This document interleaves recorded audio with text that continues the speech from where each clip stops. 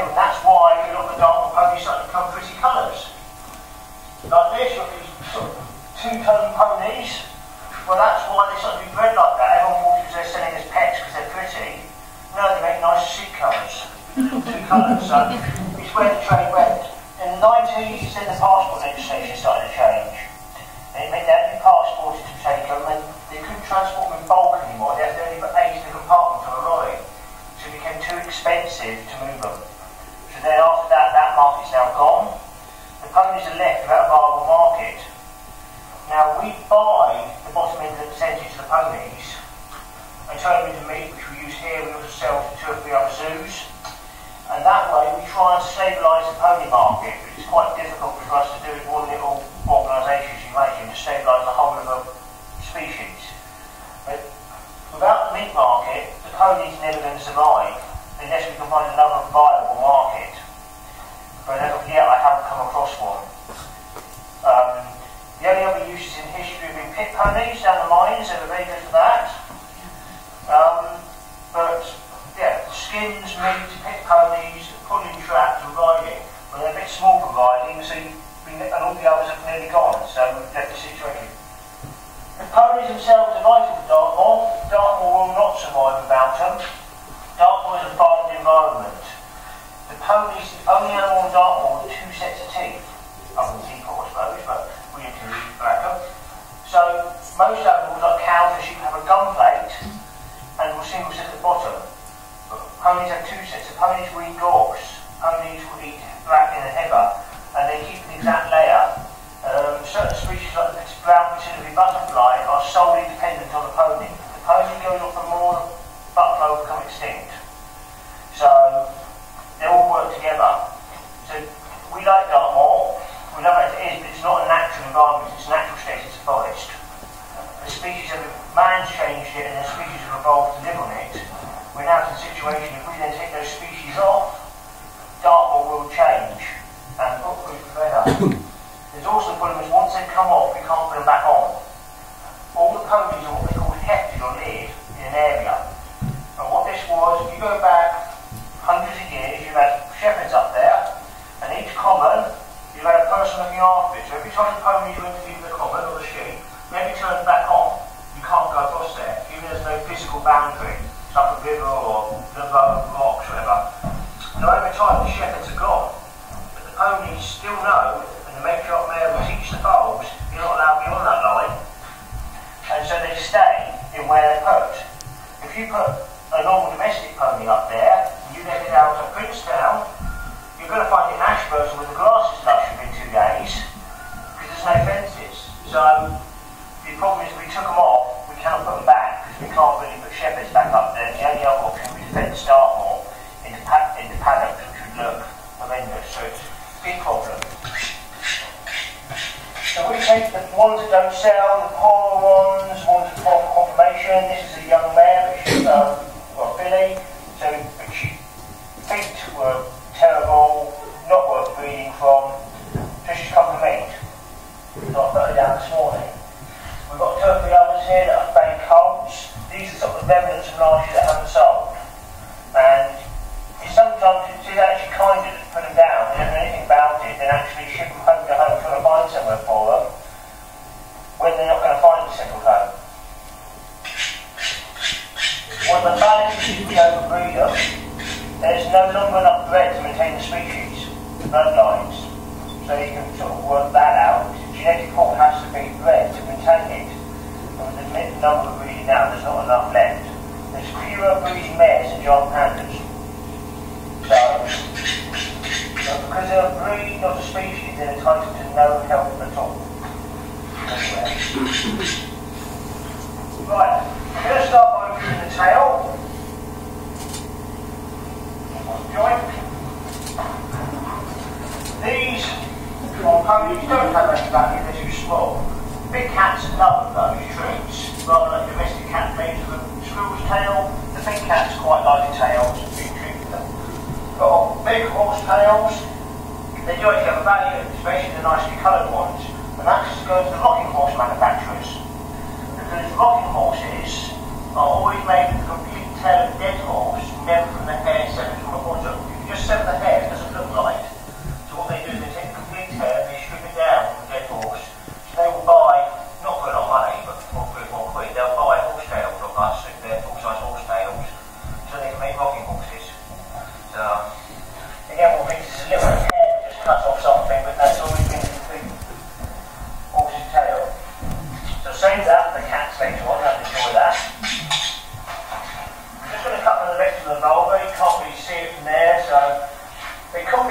in the abattoir trade, bones at the back end, there's quite a strong set of ligaments being a filling between the joint of the vulva and the pelvis.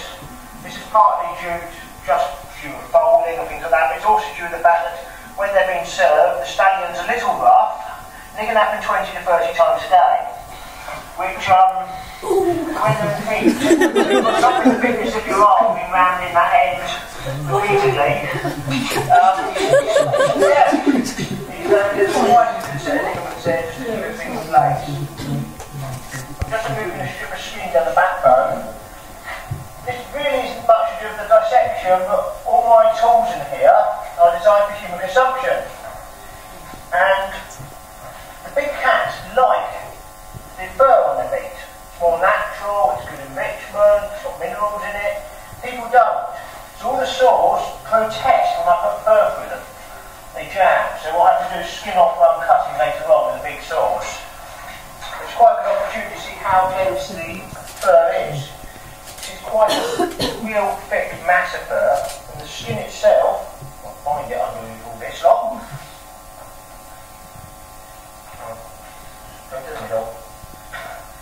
It's quite thick. You see there, there's quite a thickness of skin. If we looked at a horse, it'd be about half of that. So that's why they're in such demand. I mean, it's a nice sort of colour, isn't it? Fashion trades. Again, sometimes we'll take the skin off a pony and give it to the cats. If they're not allowed to feed that day, because they have starved days and enrichment, we'll give them the skin.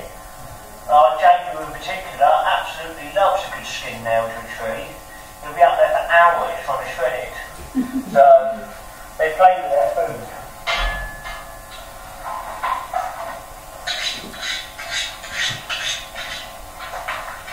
You can see here the start of another mammary tissue. There'll be nothing much in there. Mammary tissue on one that's actually in milk is quite interesting. If you cut through it, it just leaches milk all over the place. And it leaches down to the tissue to the duct at the top of the teat duct, which stores a small amount of milk. If you take, there's an experiment done with a cow, quite a few years ago now in America, where they shot a cow, cut her udder off, pumped blood and oxytocin through it, milked out 10 gallon of milk, not connected to the cow. Most of the body systems, if they get the right amount of blood or the right hormone, will still work without the brain attached. At one point, in the 1970s, McDonald's were the biggest importers of udders. And they got caught for it and nearly went bust, really destroyed them. And after that day, McDonald's went into prime steak only in their burgers. So you see all their adverts saying we only use the best ingredients. It's actually true. They check all their farmers, they check all their abattoirs. So when the horse meat scandal broke out the other day, everyone, Burger King and all that are panicking because they've actually got caught. McDonald's are squeaky clean. So there is something to be said about people and companies actually going back, even though it's more expensive, and tracing what they're using. I can't believe it did Tesco's and Finders much good, that little outrage, but that wasn't the first time Tesco's got caught. Tesco's got caught in the early 80s for 30% of their lean steak mince was horse. But they managed to cover that one up. So I'll just cut through to the abdomen here. There's actually 3 layers of muscle here, but they're difficult to see at this point. So I'll just go down to the middle.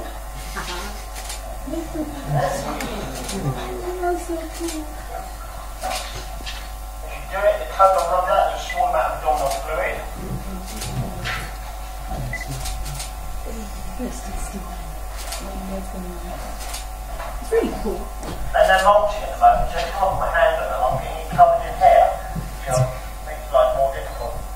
So here we've got our uterus. The great big ligaments on either side are used to support the foal. They're actually known as the broad ligaments, so easy to remember because they're really wide.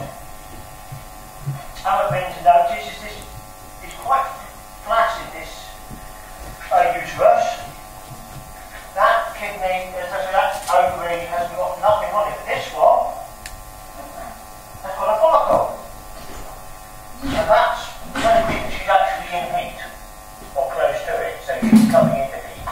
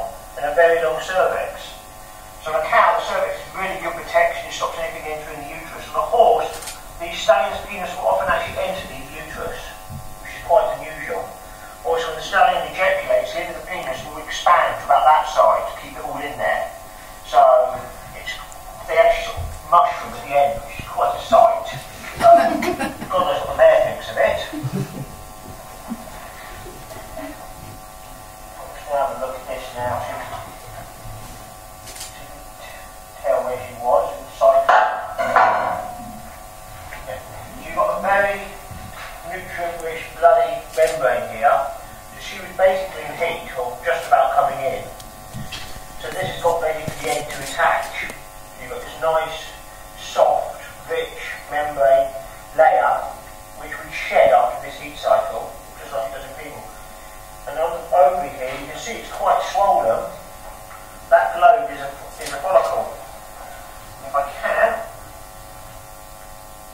they're quite difficult to look. There it goes. Right. So that would be the egg in amongst its fluid. The egg will be microscopic. When that bursts naturally, it will go into the fimbrial, which is the layer around the ovary, and down to the fallopian tube. Now, just trying to get so you can see it. Right, between my two fingers, that nice wiggly tube, you can see it goes up and down, it's not straight. That is the fallopian tube. It's quite long, it means quite a length, and the fimbrial right down to the end of the uterine horn. And the features will then attach normally within the first few inches of the horn, if you develop from one horn, if there is semen present. In looking at the inside of this, we haven't got any bruising around the inside of the cervix, which is there, so I wouldn't say she's been served. And since she was in with a live stallion, tells me she didn't quite come to heat yet.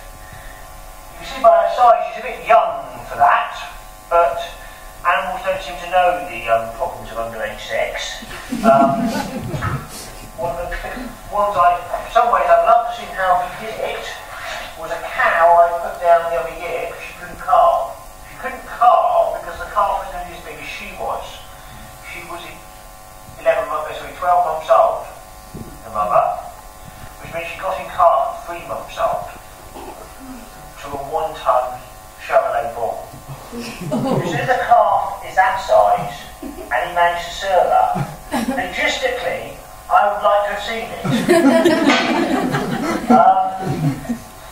It would have been quite a sight, I'd imagine.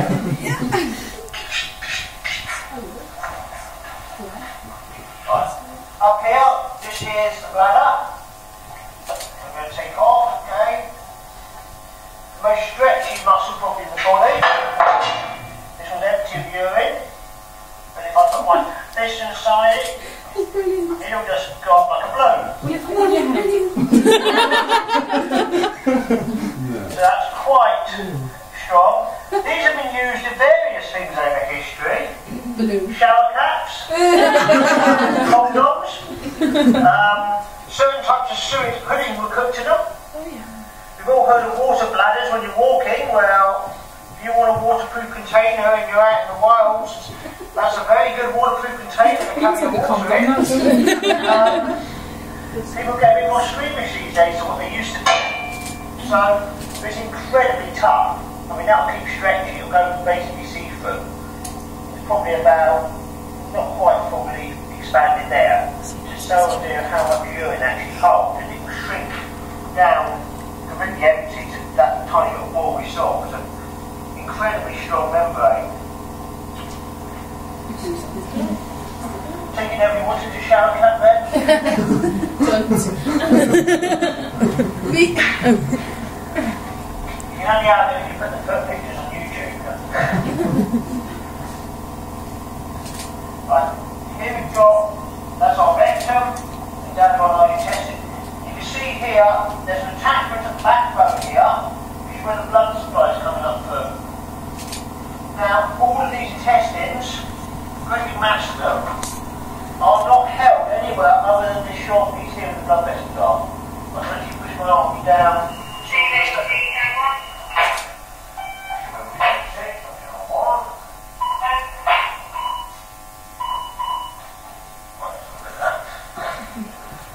Right, so there's nothing holding them in place.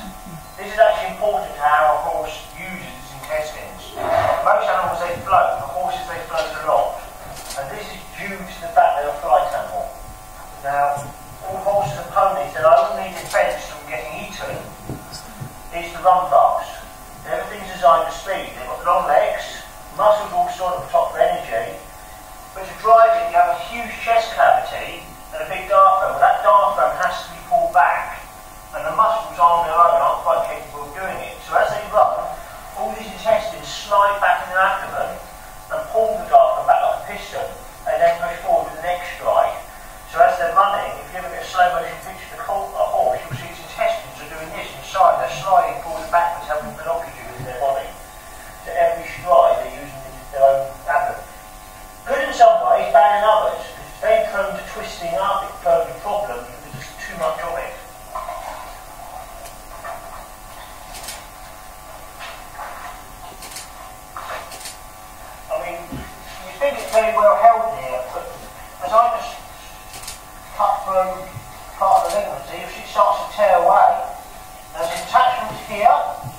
the intestines actually attach to the liver, that allows bile through into the intestines.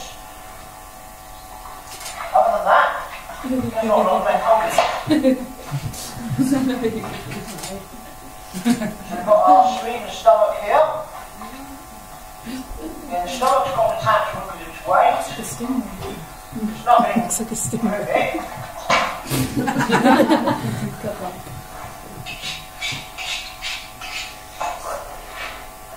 If you look now, we've got, actually quite clear there, you can see one layer of muscle, two layers, and there's actually a third. It's quite difficult to get all three in one go, there it is. So you've got 3 layers of muscle. Now muscle is incredibly strong pulling, but it's not strong between the fibres. So if I put my finger in lots of fibres, I can just tear it. You see, it's not going straight at all, that way, but crossways it's strong. So that layer of muscle is pointing upwards, the layer below is pointing that way, the one below is pointing that way. So you look like a lattice effect. Remembering between each, that's to give it the strength, because these abdominal muscles are all that keeps everything in place. If you're ever wondering where your streaky bacon comes from on a pig, that's it. It's the muscle, it's the wall down the bottom. These age or layers, obviously if you had fat between that, that causes the bacon.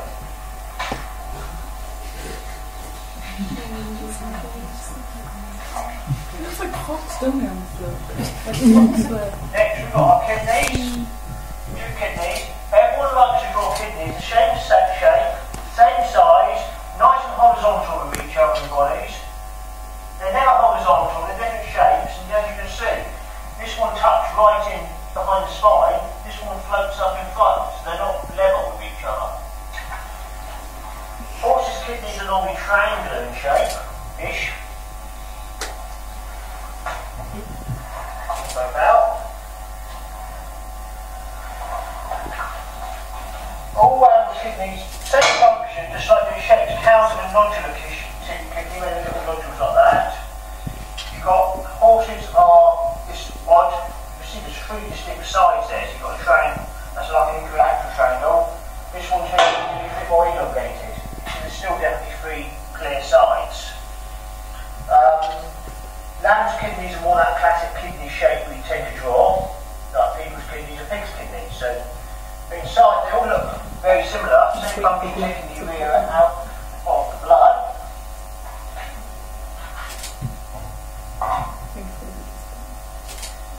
So got it here very much from the cortex right down to the pelvis of the kidney, so your urea which as blood goes through will reach down to the centre of it and then excrete down the urethra which is there, trying to tube. So quite a good thing, it's quite a healthy kidney. We always check as we're doing this for signs of disease, because obviously we're going to use this for feed, and if we found disease we would not actually use the animal, or depending on what was wrong with it. So that's perfectly healthy. Again, our cats quite like them. I'd imagine they taste very similar to the ones that you get in the butcher shop, bring a horse. Certainly never tried a horse's kidney. Don't really fancy trying one. But other than that, they're very normal. There's hair in my mouth, I don't know where it's all coming from. I don't want to put my fingers in my hair. Right, here we've got a liver. That's the heaviest organ in the body. Quite a size. Looks like jelly, cola jelly. Looks like jelly, doesn't it? Short. Wow. Now, see how much blood's in it. It's quite a big storage area for blood. So you might clear up.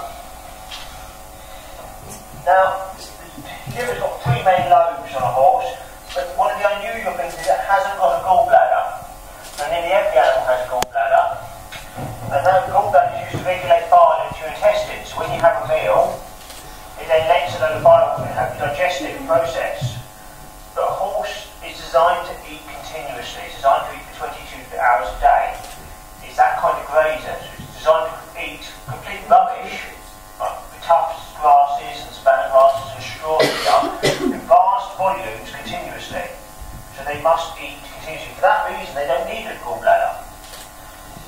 one of the big problems we see with horse owners, and they don't keep their horses fed continuously, and they give them too much good stuff. It all makes the horse very fat. If you look at the Dartmoor ponies, they're always eating, but they're eating nearly nothing constantly, just tiny amounts. So you cut through here, you see your blood vessels, gains a fairly healthy liver. We'll often find in the older ones cysts, which are from tapeworm. We'll find some liver damage from things like ragwort. Ragwort being the worst, because one plant will kill a horse outright. And people go in and find that horse has gone blind as far as they're aware. But what's actually happened is they've eaten ragwort, it's causing the liver to completely fail. When the liver fails, toxin gets into the brain and makes the horse go nuts with the best description, but they can't control their own actions. They are blind, they're walking in the wall of death. We see it quite a lot. So ragwort's one of those plants that really, if you ever see it, you need to it's actually a notifiable plant in the fact that if you have a garden with it in next to grazing ground, you're committing an offence. You have to put it by law. So if you own any piece of land next to grazing ground, and that goes to highways, if you ever see it on the side of the road, you can certainly ring up the council and tell them they got it, and they have to come straight out and pull it up. They love you making the call. Especially on something like the M5, because they have to close after the road off when they do it, but they have to do it in 48 hours, so quite a big problem. You can see these arteries in here, they're quite rubbery, and all of them long here, but in the old days when I was at school, the school dinners, liver and onions was quite a common meal, and they didn't devein it, they didn't remove the arteries and the veins.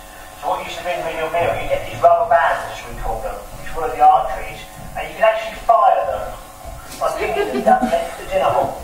You should not be trying to aim for the dinner lady on the back of the head.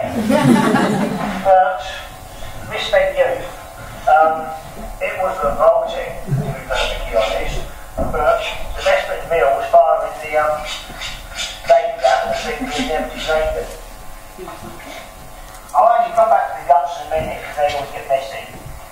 Now we goes on into the thoracic cavity. As you can see here, there's a huge diaphragm, but not a massive amount of muscle to pull it up to inflate the lungs, and that's why they use their intestines to actually help when they're running. Pull those intestines back. So cut round. You can see how big that chest cavity is. This is all the diaphragm. Yeah. Those diaphragm. My two lobes here, quite clear how much they're inflated. As I go to the back, this one of the backbone here is aorta. Take a second from it on.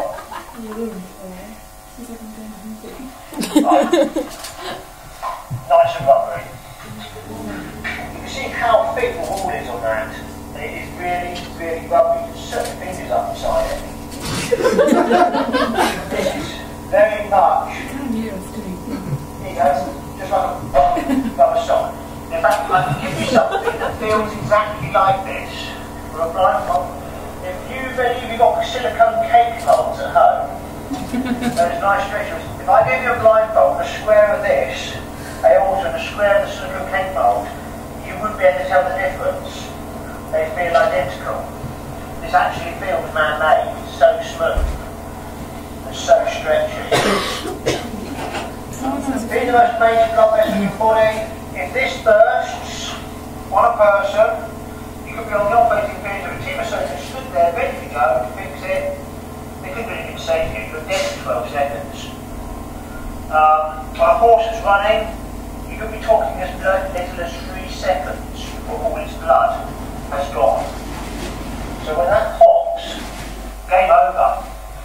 Now, on race courses, it used to be a big problem. It's still there, but it's not so much these days. But what would happen, it'd be the winner normally, would be going into the winner's enclosure, he'd take a step backwards and keel over dead on the floor. And what's happened is the horse has finished its race, but it hasn't walked off, it hasn't walked down. Its heart rate is still going from running.